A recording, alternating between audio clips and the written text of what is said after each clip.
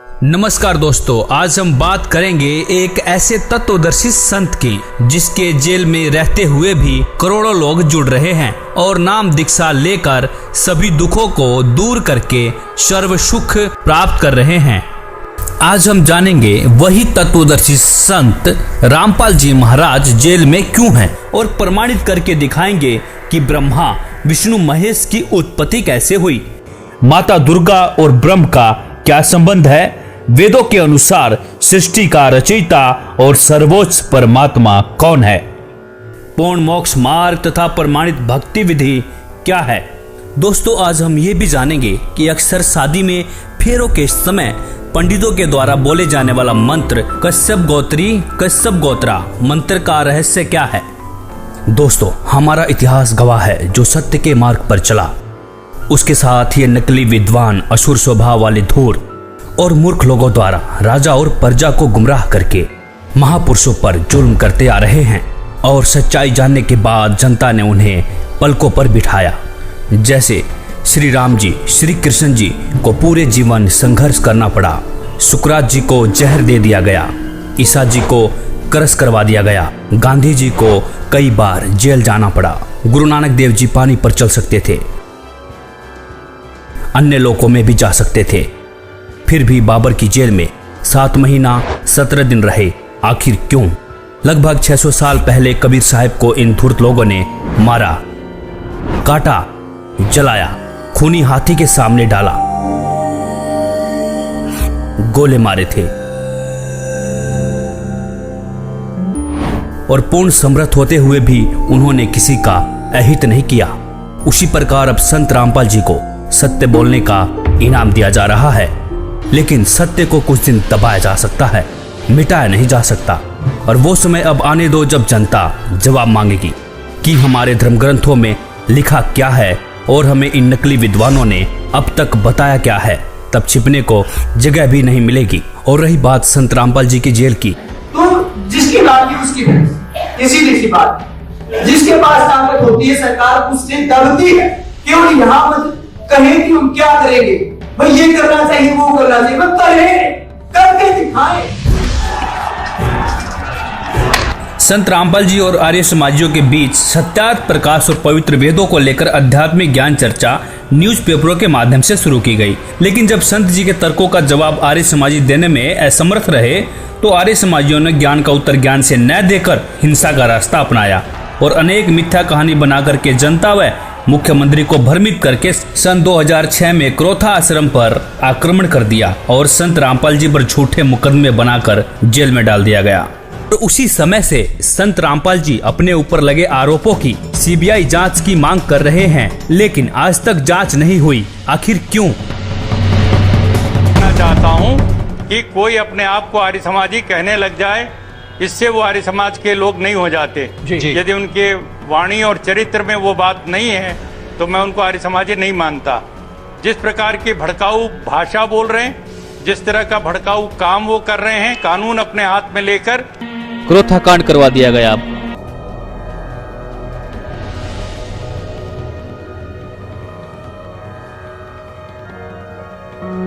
बरवाला कांड करवा दिया गया। फिर संत रामपाल जी 2008 में बाहर आए, प्रचार प्रसार शुरू किया, बहुत तेजी से श्रद्धालु जुड़ने लगे। संत जी का बढ़ता बोलबाला देखकर फिर से संत रामपाल जी को सन 2014 में षड्यंत्र के तहत जमानत कैंसिल करवा के जेल में डाल दिया गया। तो संत रामपाल जी ने इन नकली विद्वानों के झूठ तथा पाखंड को उजागर करके सभी धर्म ग्रंथों के गूढ़ रहस्यों की सच्चाई दिखाने के कारण ही आज जेल में है। इसी संदर्भ में कबीर साहब जी ने भी कहा था, 5000 और 500 जब कलयुग बीत जाए, महापुरुष फरमान तब जग तारन को आए, जो मम संत सत उपदेश दृढ़ावे, वाके संग सभी राड बढ़ावे, या सब संत महंतन की करनी, धर्मदास में तो से वर्णी। अर्थात जो मेरा संदेश वाहक संत होगा उसके साथ संत महंत ईर्षा, झगड़ा और विरोध करेंगे, यह भी उस पूर्ण संत की मुख्य पहचान होगी। संत रामपाल जी ने अपने करोड़ों शिष्यों के अंधविश्वास, पाखंडवाद, रीति रिवाज, दहेज प्रथा,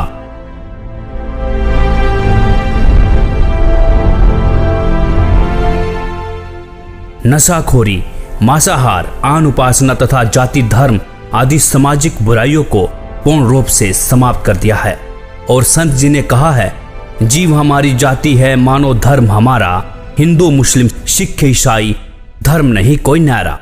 और इसके साथ ही संत रामपाल जी ने सन 2012 में विश्व के सभी धर्म गुरुओं को आध्यात्मिक ज्ञान चर्चा के लिए आमंत्रित किया था और कई धर्म गुरुओं की सच्चाई से भी रूबरू करवाया था। यह सिद्ध भी किया था कि इन सभी गुरुओं की भक्ति विधि शास्त्र विरुद्ध है। और गीता जी के अध्याय 16 के श्लोक 23 में भी लिखा है कि शास्त्र विधि को त्याग कर मनमाना आचरण करने से साधक को कोई भी लाभ नहीं मिलता है। कबीर साहिब जी ने भी कहा था, कबीर करनी तज कथनी कथे अज्ञानी दिन रात, कुकर जो भोकत फिरे सुनी सुनाई बात। गरीब कथनी के सूरे घने कथे अटंबर ज्ञान, बाहर जवाब आवे नहीं लीद करे मैदान। जिस समय जाकिर नायक ने विश्व के सभी धर्म गुरुओं को शास्त्रार्थ के लिए खुला चैलेंज किया था, तब कोई भी धर्म का ठेकेदार सामने नहीं आया जो जाकिर नायक की चुनौती को स्वीकार कर सकता था। तब संत रामपाल जी ने ही डॉक्टर जाकिर नायक की खुली चुनौती को स्वीकार करके 10 पॉइंटों पर झूठा सिद्ध करने की खुली चुनौती दी थी। अब हम आपको दिखाते हैं डॉक्टर जाकिर नायक की खुली चुनौती, देखिए वीडियो के माध्यम से। भारत के सभी राजनेताओं, स्वामियों, धर्मगुरुओं और शंकराचार्यों को मुसलमान धर्म के प्रवक्ता डॉक्टर जाकिर नायक की खुली चुनौती। ये चैलेंज है, कोई भी शख्स हिंदुस्तान में हो, मिनिस्टर हों दो, कोई भी स्वामी हों दो, कोई भी शंकराचार्य हों दो, इंशाल्लाह मैं तालिबे इल्म हूँ इस्लाम और दीगर मज़हब का। मैं तस्लीम करता हूँ कि डिबेट होना चाहिए, मैं उनसे डिस्कशन करता हूँ। अगर मुझे गलत साबित करो, मैं बदलने को तैयार हूँ। ये मुसलमान की जबान है, हम जब जबान देते हैं उसका पालन करते हैं। संत रामपाल जी महाराज ने स्वीकार की मुस्लिम धर्म प्रवक्ता डॉक्टर जाकिर नायक की चुनौती। डॉक्टर जाकिर नायक के इस चैलेंज को स्वीकार करता हूँ, लेकिन अपने उस वायदे को याद रखना जिसमें कहा है कि जो मुझे झूठा सिद्ध कर देगा, गलत सिद्ध कर देगा, मैं अपने आप को बदल लूँगा। चैलेंज आपको 10 पॉइंटों पर झूठा कर दूंगा सिद्ध, और कभी भी आकर के वो आध्यात्मिक ज्ञान चर्चा कर सकते हैं। और वो डॉक्टर जाकिर नायक अब तक संत जी के सामने नहीं आया। अब परमात्मा ने आके विकल्प बताया, वो हमने सुना नहीं, क्योंकि नकलियों ने सुनने नहीं दिया। नकली गुरुओं ने जो आज भी पंजे अड़ाना चाहते हैं, लेकिन अब इनके पंजे उखड़ जाएंगे, अब नहीं टेक पाएंगे, क्योंकि जनता शिक्षित है कि और ज्ञान सब ज्ञान डी, कबीर ज्ञान सो ज्ञान, और जैसे घोड़ा तोब कायम करता चले मैदान। और जो लोग कहते हैं कि संत रामपाल जी हिंदू विरोधी हैं, उन्हीं संत रामपाल जी ने ही इन धर्म के ठेकेदारों की लाज बचाई थी और यह सिद्ध किया कि सभी देवी देवता अपनी अपनी शक्ति के आधार पर स्वामी हैं, प्रभु हैं, भगवान हैं, साहब हैं। जैसे हमारे देश में MP, मंत्री, मुख्यमंत्री, प्रधानमंत्री, राष्ट्रपति हैं। अब मंत्री या मुख्यमंत्री को कोई राष्ट्रपति कहे, वो व्यक्ति महामूर्ख है, और ज्ञानी और अज्ञानी में यही अंतर है। दोस्तों, वास्तविकता ये है, संत रामपाल जी हिंदू विरोधी नहीं हैं। संत रामपाल जी तो धर्म ग्रंथों की वास्तविक सच्चाई दिखाकर शास्त्र अनुसार साधना सच्चे मंत्रों के आधार पर बताते हैं, और श्री ब्रह्मा जी, विष्णु जी, महेश जी, गणेश जी, दुर्गा जी ब्रह्म, परब्रह्म और पूर्ण ब्रह्म की प्रमाणित भक्ति विधि से साधना कराते हैं। शास्त्र अनुकूल साधना होने से साधक को सर्व सुख प्राप्त होते हैं, और इस भक्ति विधि से लाखों भक्तों को कैंसर, एड्स जैसी बीमारियों से जीवन दान मिल चुका है, और साधक इस विधि से पूर्ण मोक्ष का अधिकारी हो जाता है।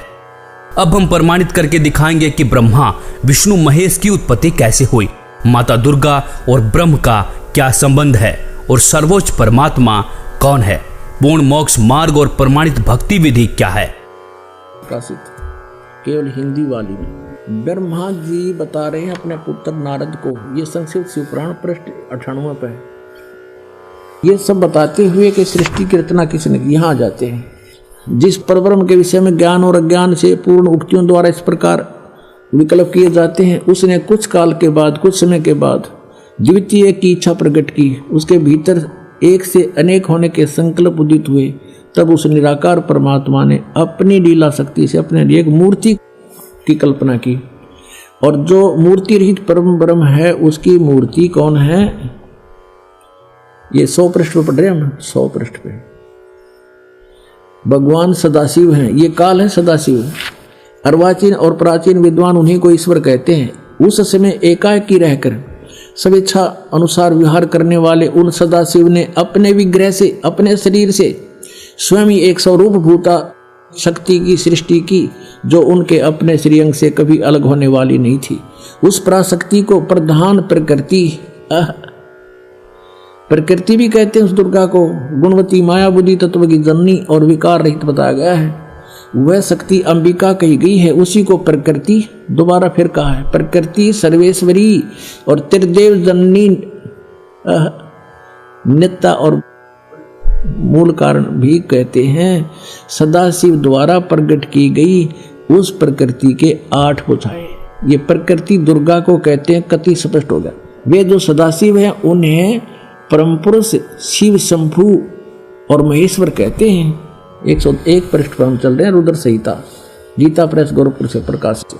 वे अपने सारे अंगों पर भस्म रमाए रहते हैं। उन काल रूपी ब्रह्म ने एक ही समय, ये काल रूपी ब्रह्म है, ये काल रूपी ब्रह्म, ये काल है, काल रूपी ब्रह्म ने एक ही समय शक्ति के साथ शिवलोक नामक क्षेत्र का निर्माण किया। अब मैं क्या बताना चाहता हूं आपको, वे प्रिय और प्रियतम रूप शक्ति और शिवा, ये पति पत्नी रूप में उस काशी में रहते हैं।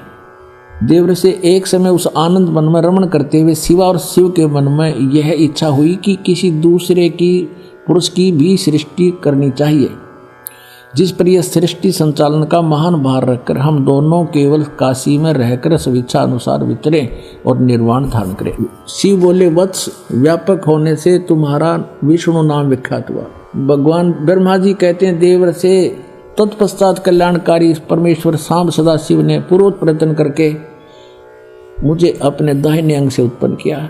जिस प्रकार विष्णु किया वैसे मैं किया, मेरा बेहोश कर दिया। पुण्यात्माओं, ये स्पष्ट हो गया कि दुर्गा को प्रकृति कहते हैं।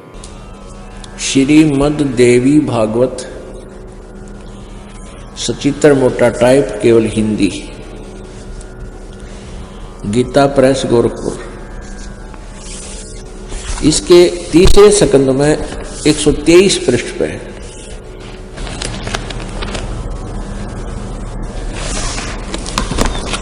ये है संक्षिप्त देवी भागवत तीसरा स्कंद, पृष्ठ 123 पृष्ठ। यहां से शुरू करते हैं। भगवान विष्णु जी अपनी माता दुर्गा की महिमा करता है और कहता, तुम शुद्ध स्वरूपा हो, यह सारा संसार तुम्हीं से उद्भासित हो रहा है। मैं ब्रह्मा और शंकर हम सभी तुम्हारी कृपा से विद्यमान हैं। हमारा आविर्भाव बिन जन्म, तिरोभाव बिन मृत्यु हुआ करता है। हमारा तो जन्म और मृत्यु, आविर्भाव और तिरोभाव होता है, अर्थात हम अविनाशी नहीं हैं। केवल तुम ही नित्य हो, तुम ही अविनाशी हो, जगत जननी हो, प्रकृति और सनातनी देवी हो। ये प्रकृति भी दुर्गा को ही कहते हैं। अब यहां देखिएगा, भगवान शंकर बोले, देवी यदि महाभाग विष्णु तुम्हीं से उत्पन्न हुए हैं, प्रकट हुए हैं, तो उनके बाद उत्पन्न होने वाले ब्रह्मा भी तुम्हारे ही बालक हुए। फिर मैं तमोगुनी लीला करने वाला शंकर क्या तुम्हारी संतान नहीं हुआ, अर्थात मुझे भी उत्पन्न करने वाली तुम ही हो। शिवे, संपूर्ण संसार की सृष्टि करने में तुम बड़ी चतुर हो। इस संसार की सृष्टि, स्थिति और संहार में तुम्हारे गुण सदा समर्थ हैं।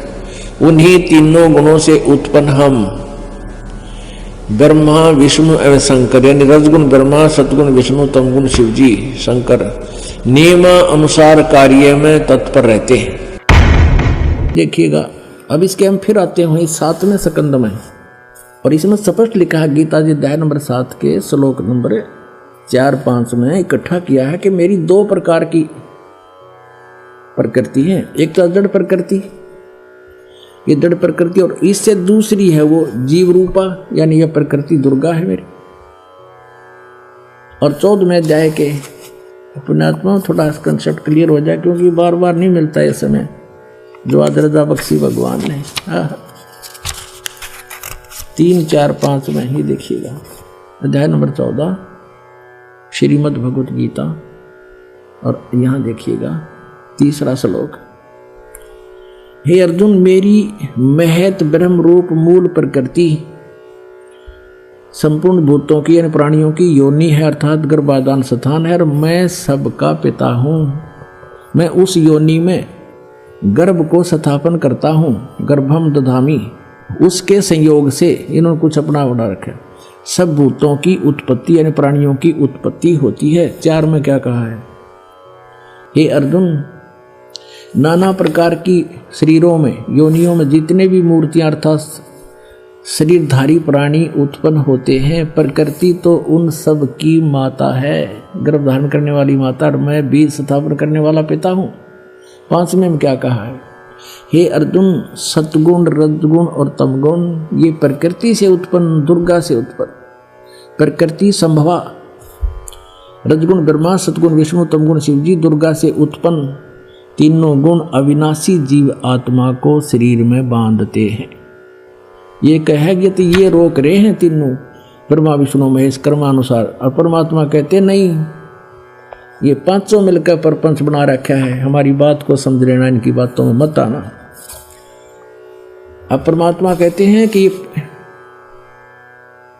इन 5वां ने मिलकर ब्रह्मा विष्णु महेश माया दुर्गा और ये काल कहिए, इन 5 ने मिलकर ये प्रपंच बना रखा है। वाणी हमारी लइए, हमारे ज्ञान को गहराई से समझना। अब देखते हैं वेदों के अनुसार सृष्टि की रचना और माता दुर्गा अष्टंगी व ज्योति निरंजन ब्रह्म की उत्पत्ति किसने की? अथर्ववेद भाषा भाष्य, भाष्यकार है 3रे ने, ये जब प्रदजे विद्वानस्य बंधु विश्वा देवानाम जनीमा विभक्ति ब्रह्मे ब्रह्मणे उद्भारे मध्यात नीचे ऊंचे सवधा अभी प्रतस्थो। सर्वप्रथम देवताओं व ब्रह्मांडों की उत्पत्ति के ज्ञान को जिज्ञासु भक्त का, विद्वानस्य जो बंधु यानी वास्तविक साथी अर्थात पूर्ण परमात्मा है, अपने निज सेवक को, अपने जनीमा अपने द्वारा सर्जन किए हुए को विभक्ति स्वयं ही ठीक ठीक विस्तार पूर्वक बताता है। अपने द्वारा रची सृष्टि को वो स्वयं ही बताता है कि ब्रह्मण यानी पूर्ण परमात्मा ने मध्यात अपने मध्य से अर्थात सबद शक्ति से ब्रह्म माने ब्रह्म क्षर पुरुष अर्थात काल को उद्भार माने उत्पन्न करके विश्व सारे संसार को अर्थात सब लोगों को ऊंचे ऊपर सतलोक आदि और नीचे परब्रह्म व ब्रह्म के सर्व ब्रह्मांड सबधा अपनी धारण करने वाली अभी आकर्षण शक्ति से प्रतस्थ दोनों को अच्छी प्रकार स्थापित किया। कति कंसेप्ट क्लियर। उस परमात्मा ने सबसे पहले अपने वहां एक शक्ति उत्पन्न की, उस से सब ब्रह्मांडों को ठहराया और फिर उस परमात्मा पूर्ण परमात्मा आप ही आकर अपने निज साथी को विशेष भगत को बताता है। वो अपने द्वारा रची हुई सृष्टि को स्वयं ही ठीक ठीक वर्णन करता है कि पूर्ण परमात्मा ने अपने मध्य से मध्यात अपने अंदर से अपनी सबद शक्ति से इस ब्रह्म काल की उत्पत्ति की। 5वें में लिखा है कि उसी मूल मालिक से अभ्यग्रम सर्वप्रथम स्थान पर आष्ट्रय अष्टंगी अर्थात दुर्गा प्रकृति देवी जनु से माने उत्पन्न हुई। सैबुद्धिन्यात आष्ट्रय जनु से, आष्ट्रय माने अष्टंगी 8 भुजा वाली दुर्गा की उत्पत्ति हुई। आष्ट्रय माने अष्टंगी माया दुर्गा अर्थात प्रकृति देवी की उत्पन्न हुई, क्योंकि नीचे के परब्रह्म और ब्रह्म के लोकों का प्रथम स्थान सतलोक है। यह तीसरा धाम भी कहलाता है। तस्य इस दुर्गा का भी मालिक यानी उसका भी पिता सम्राट राजाधिराज बृहस्पति सबसे बड़ा पति यानी परमेश्वर, वह जगत गुरु देवता परमेश्वर है। इसका भी पिता यानी मालिक, इस दुर्गा का भी मालिक वो परमात्मा ही है, जिससे सबका वियोग हुआ है, जो सबसे विमुख होकर आए हैं, वहां से बिछड़े हैं। अतः इसके बाद ज्योतिष माने ज्योत निरंजन अर्थात काल के, शुक्र माने बीज शक्ति से, जनिष्ठ दुर्गा के उदर से उत्पन्न होकर विप्रा भक्त आत्माएं अलग से धूमंतु, धूमंत माने मनुष्य लोक और स्वर्ग लोक में ज्योति निरंजन के आदेश से दुर्गा ने कहा वसंतु, यानी स्वर्गलोक और पृथ्वी लोक पर निवास करो, निवास करने लगी। कति स्पष्ट कर रखा है। अब सातवें में कमाल किया कि वो कौन है, वो परमात्मा जो देव बंधु है, सबका साथी है, जिसने उस ऊपर के लोक रचे, नीचे के लोक रचे, दुर्गा की उत्पत्ति की, काल ज्योति निरंजन की उत्पत्ति की, वो है कौन? इस सातवें मंत्र में स्पष्ट कर दिया, वो कबीर देव है। अथर्वाणम पित्रम यानी जगत, अथर्वाणम माने निश्चल अचल अविनाशी है जो, पित्रम माने सबका पिता, देव बंधु सभी पुण्यात्माओं का साथी, बृहस्पतिम जो सबसे बड़ा भगवान, नमसा यानी जो विधिवत साधना करने वाले को सुरक्षा के साथ, गच्छात माने वहां जो चले गए सतलोक में उनको ले जाने वाला, तो माने विश्वेशाम जनिता यथा से कबीर देव न दभायत सवधावान, ये कबीर देव, ये कबीर देव, वो कबीर देव है, वो कबीर प्रभु है, जो अथर्वाण माने अचल अविनाशी, पितर माने जगत पिता, देव बंधु भक्तों का वास्तविक साथी अर्थात आत्मा का आधार, बृहस्पतिम जगत गुरु, बृहस्पति माने सबसे बड़ा ज्ञानदाता परमात्मा, चै तथा नमसा विनम्र पुजारी अर्थात विधिवत साधक को सुरक्षा के साथ गच्छात सतलोक गए हुओं को सतलोक ले जाने वाला, विश्वेशाम यानी सर्व ब्रह्मांडों का की जनिता रचना करने वाला अर्थात जगदम्बा अर्थात माता के गुणों से युक्त भी युक्त, न दभायत काल की तरह धोखा न देने वाले, स्वाधावान मन स्वभाव अर्थात गुणों वाला, यथा ज्यों का त्यों अर्थात वैसा ही वह, स माने वह, तो माने आप, कबीर देव है, कबीर देव, कबीर देव भाषा भिन्न होने से इसे हम कबीर साहब कहते हैं, वो कबीर साहब है। और ब्राह्मण जी ने सबसे पहले श्लोक ये बोला था कि काश्यप गोत्रा काश्यप गोत्री, बाण बाईताम स्वरूप बना दिए उसने, यू काश्यप गोत्रा और काश्यप गोत्री एक गोत्र के क्यों करो याम। इस तत्व ज्ञान से दास परिचित था, लेकिन उनको उस समय यह बताना उचित नहीं समझा, क्योंकि वो तो सारे फिर वो दूसरे ज्ञान से भरे हुए थे, तो मेरे वह बात समझ में आ गई रहे। सचमुच ये तो परमात्मा ने जो ज्ञान बताया उससे समझ में आती है। परमात्मा कहते हैं काश्यप गोत्रा काश्यप गोत्री पंडित शाखा लाया, और कोई तत्ववेत्ता ज्ञानी जाना यू बाण ब्याह घर लाया। कोई तत्वदर्शी संत ही जानता है कि बाण को ब्याह के घर लाया था। और इस आप किसी भी फेरे हम देख लियो, सबसे पहले ये पंडित ने बोलेंगे काश्यप गोत्रा काश्यप गोत्री, फिर और उठ पटांग बिराना के बोलिया करें। तो पहला श्लोक है इनका। अब परमात्मा की ये आगे जो लाइन है, पंक्तियां हैं, अब समझ में आएंगे आपके। क्या बताते हैं? माँ अष्टंगी पिता निरंजन, ये जम दारुण वंशन अंजन, पहले कीन निरंजन राई ही पीछे से माया उपजाई। पहले ज्योति निरंजन को अंडे से उत्पन्न किया और पीछे दुर्गा का शरीर बनाया परमात्मा ने अपनी शब्द शक्ति से, और फिर दुर्गा के रूप को देख करके, सुंदरता को देख कर ये काल उसके ऊपर वशीभूत हो गया। ये 3 पुत्र उत्पन्न किए। क्या कहते हैं? ज्ञान बोध और बोध सागर में पृष्ठ नंबर 21 पर, धर्मदास ये जग बोराना, कोई ना जाने पद निर्वाणा। यही कारण मैं कथा पसारा, जग से कही एक राम नहीं आ रहा। ये राम है यहाँ पर। अब मैं तुमसे कहूँ चिताई तेरे देवन की उत्पत्ति भाई। ज्ञानी सुने सो हृदय लगाई, मूर्ख सुने तो गम नहीं पाई। माँ अष्टंगी पिता निरंजन, और ये जम दारुण वंशन अंदन। पहले कीन निरंजन राई, पीछे से माया उपजाई। कामदेव धर्मराय सताए, देवी को तुरंत रखाए। पेट से देवी करी पुकारा, हे साहेब मेरा पुकारी, मे साहेब मेरा करो बारी। धर्मराय को हिकमत कीना, नख रेखा से भग कर लीना। दुर्गा के स्त्री इंद्री नहीं थी, इसने अपने नाखनों से बनाया। धर्मराय करे भोग विलासा, माया को रही तबासा। 3 पुत्र अष्टंगी जाए, और ब्रह्मा विष्णु शिव नाम धराए। 3 देव विस्तार चलाए, इनमें ये जगदोखा खाए। पुरुष गम कैसे कोई पावे, काल निरंजन जग भरमावे। परमात्मा को कैसे जाने, काल सबको भ्रमित किए हुए है। 3 लोक अपने सुत जिन्हा, सुन निरंजन बादशाह लीना। अलख निरंजन सुन ठिकाना, ब्रह्मा विष्णु शिव भेद नहीं जाना।